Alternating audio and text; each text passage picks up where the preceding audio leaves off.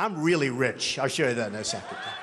So Trump is no longer president, but he is still the dominant fundraiser in the Republican Party. He has immense name recognition. And for anyone who has signed up to receive his committee's text messages or emails, you will know that many of them come rapidly each day.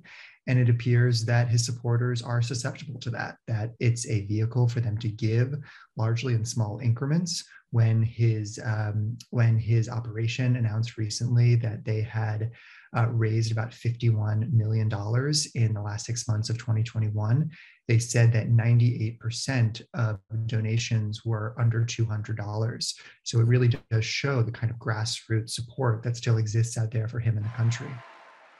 I would say everything about this is rare. We have an ex-president who has been kicked off major social media platforms.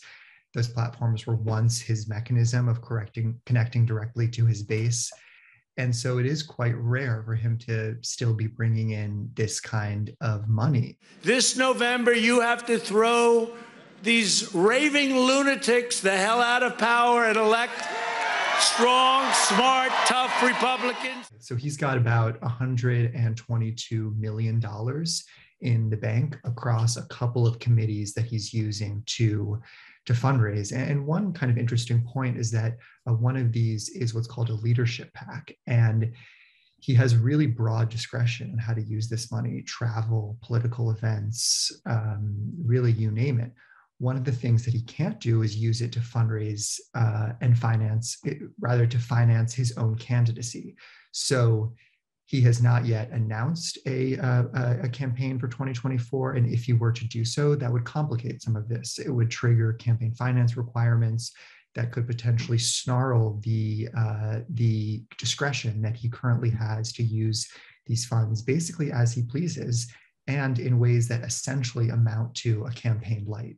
One other notable transfer from his committees, other than to some of these candidates and other causes, was to a conservative nonprofit that recently brought on Mark Meadows, Trump's former chief of staff, as a senior partner.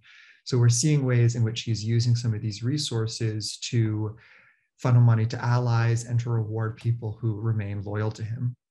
I also want to thank President Trump for his support. He is a critical part of our Republican team. And one key question will be how this money is spent. We saw in the most recent filing, which came out at the end of January, that there were some transfers to state and federal candidates and committees, like-minded candidates and state parties and so on. But those ultimately accounted for just a fraction of the money that he's bringing in. So I've talked to some people in the party who think that he has brought so many of these supporters into the fold that it doesn't necessarily trade off with the traditional avenues of GOP fundraising, party fundraising, and that it can only benefit the party.